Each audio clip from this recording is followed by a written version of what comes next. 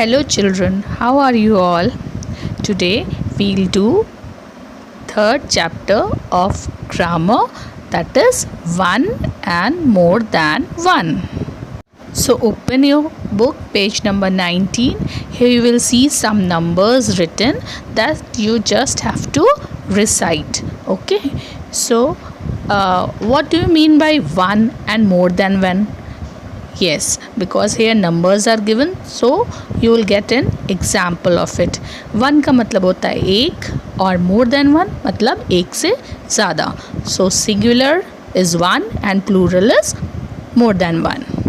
So 20 number page is just reading. Now come to 19 is just reading page. Now come to page number 20. Here test yourself. You have to write two things. In the first question you have to write words as numbers and in second question you have to write numbers as words. कुछ नहीं है, जो number name होते हैं वो words कहलाएंगे English में और नंबर्स तो you know that. So I think it's very easy thing, you can do it on your own. Now come to page number 21. What you will see here, this is the main start of the lesson, that in the language of grammar that I have just told you, one is used for singular and more than one is used for plural. So जब हम plural लिखते हैं तो वहाँ पे s add हो जाता है to the word which is given. See, pen तो प्लूरल में होगा पेन्स, बैग तो प्लूरल में होगा bags. In the same way s is added to make a word in plural. Now there are certain other rules when we add when the word is having y at its end. अगर y लगा होता है last में तो y को हटाकर ies लग जाता है प्लूरल में. See the examples given here. Cities becomes cities, lady becomes ladies, copy becomes copies, body becomes bodies, baby become babies. ऐसे बहुत सारे वर्ड्स हैं जिसमें लास्ट में y होता है सिंगुलर में, वहाँ पर y को हटाकर ies ऐड हो जाता है उसको प्लूरल बनाने के लिए.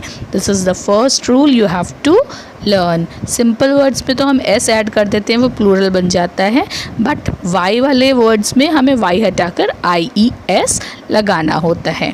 उसी तरीके से कुछ वर्ड्स होते हैं जिसमें es लगा होता है. es प्लूरल में लगा होता है, मीन्स जैसे लास्ट में s अगर वर्ड में है तो उस s के साथ ही लास्ट में es लग जाएगा. ये किस किस के साथ लगता है? s के साथ, x के साथ, डबल s के साथ और o के साथ. अगेन sh के साथ, ch के साथ. सो सर्टेन वर्ड्स जिसके एंड में s, x, double s, o, sh या ch होता है, वहाँ पर लास्ट में खाली s नहीं लगता है, वहाँ पर es लगता है.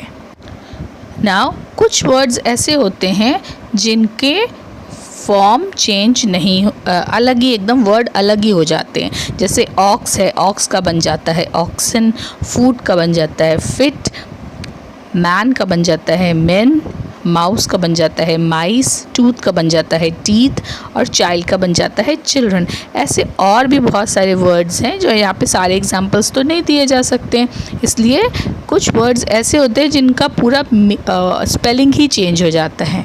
तो ऐसे भी वर्ड्स होते हैं जिनको सिंगुलर में अलग तरीके से प्रोनाउंस किया जाता है और प्लूरल में अलग तरीके से. आप लोग बहुत टाइम बार ऐसा करते हो, मैंने देखा है आप लोग क्या करते हो, जब चिल्ड्रन लिखा होता है तो आप चिल्ड्रन को प्लूरल फॉर्म में ही चिल्ड्रंस लिख देते हो. तो चिल्ड्रंस कोई वर्ड ही नहीं होता है बेटा.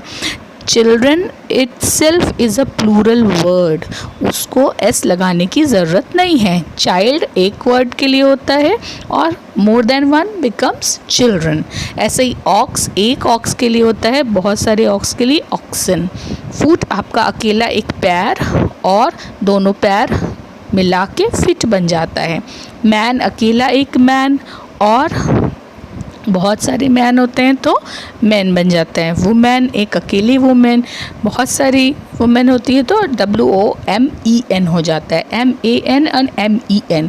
छोटी छोटी सी चेंजेस होते हैं, छोटे ही चेंजेस होते हैं, but that we have to take care of. Mouse एक चूहे को बोलते हैं और बहुत सारे चूहे बन जाते हैं तो माइस। आपका एक दांत टूटता है या एक दांत की आप बात करते हो तो टूथ बोलते हैं, और जब आप सारे दांतों की बात करते हो तो बच जाते हैं टीथ। ऐसी छोटी छोटी सी चेंजेस ही होते हैं, लेकिन वर्ड में चेंज हो जाता है प्लूरल फॉर्म बनने में। ठीक है, अब कम टू नेक्स्ट पेज। यहाँ पर टेस्ट योर सेल्फ में क्या लिखा है, you have to write plurals of the given words. यहाँ पे से आपकी एक्सरसाइजेस शुरू हो गई हैं, तो अब आपको ये एक्सरसाइज बुक में करनी है। Okay, the first exercise is of writing plural words. Now the second exercise is to write the names of the parts of bodies. अब इसमें क्या करना है, बहुत ध्यान से लिखना है। जो चीज़ एक से ज़्यादा होती है उसके लिए आपको S या ES लगाना है, और जो चीज़ एक ही होती है उसके लिए S या ES नहीं लगाना है। देखिए राइट हैंड साइड कुछ वर्ड्स दिए हैं जो पार्ट्स ऑफ बॉडी है, leg, toe, ear, eye, arm, foot, hand, tooth and finger. अब लेग्स कितने होते हैं, एक लेग तो नहीं होता है, 2 लेग होते हैं, तो आपको क्या लिखना है, 2 legs।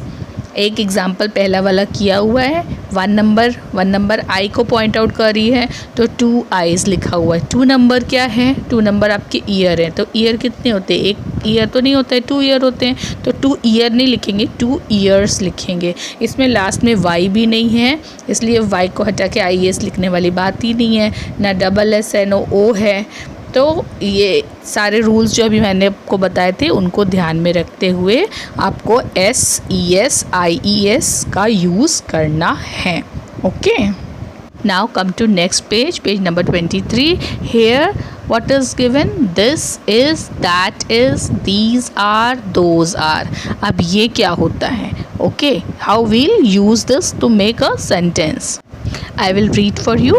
We use this and that for one। मतलब एक चीज़ की जब बात हो रही है, सिंगुलर चीज़ की बात हो रही है, तो हम this या that का यूज़ करेंगे। अब this कहाँ यूज़ करेंगे, जो चीज़ हमारे पास है तो पास की चीज़ों के लिए दिस यूज़ करेंगे, और जो चीज़ हमसे थोड़ी सी दूर है, जैसे इसमें बॉल का एग्जांपल दिया है, पास वाली बॉल के लिए दिस बॉल यूज़ किया है, और जो दूर वाली बॉल है जब उसने बॉल को नेट में डाल दिया तो दूर हो गई, तो उसके लिए दैट का यूज़ किया है। तो पास की चीज़ों के लिए दिस और दूर की चीज़ों के लिए दैट यूज़ होता है, लेकिन दिस और दैट दोनों सिंगुलर के लिए ही यूज़ होता है, प्लूरल में दिस या दैट यूज़ नहीं होता है। इस चीज़ का आपको हमेशा ध्यान रखना है when you will make a sentence. Okay, now plural की चीज़ों के लिए क्या होता है, प्लूरल की चीज़ों के लिए होता है दीज और those. We use these and those for more than one. Means जब एक से ज़्यादा की बात होती है तो वहाँ पे दीज या दोज लगता है। सो प्लूरल के लिए दीज या दोज का यूज़ होता है, दूर की चीज़ के लिए दोज और पास की चीज़ के लिए दीज। कंफ्यूज होने की कोई ज़रूरत नहीं है। This and that is for singular, one person, one thing, और दीज और those for plural things. Okay, ये आपको हमेशा ध्यान में रखना है। Now I will tell you some of the main rules of using. We use is for one, we use are for more than one. एक चीज़ के लिए इस और बहुत सारी चीज़ों के लिए आर। वी यूज़ ए और एन फॉर वन। ए और एन जो हम यूज़ करते हैं वो किसके लिए यूज़ करते हैं, सिंगुलर चीज़ों के लिए। And we don't use a और an for more than one. अगर प्लूरल चीज़ें हैं तो हम उनके लिए ए और एन का यूज़ बिल्कुल नहीं करते हैं। Read the sentences with me. This is a banana, एक ही बनाना है तो एक चीज़ के लिए, क्योंकि ये वॉवल नहीं है तो एन नहीं लगेगा, ए लगेगा, और पास में रखा है तो दिस लगेगा। इज़ लगता है एक चीज़ के लिए तो इज़ लगेगा, तो this is a banana. Second sentence, that is an apple. That क्यों लगाया हमने? क्योंकि एप्पल थोड़ा दूर रखा हुआ है. तो that is क्योंकि एक एप्पल है इसलिए इज लगाया. एन क्यों लगाया? क्योंकि ए वॉवल है और apple. That is an apple. Next sentence, these are bananas. एक बनाना नहीं है, बहुत सारे बनाना है, लेकिन बनाना कहाँ लगे रखे हैं? पास में रखे हैं. तो दीज लगेगा. पास की चीज़ों के लिए दीज होता है, प्लूरल चीज़ों के लिए दीज होता है. और बहुत सारे हैं इसलिए आर लगेगा, इज़ नहीं लगेगा.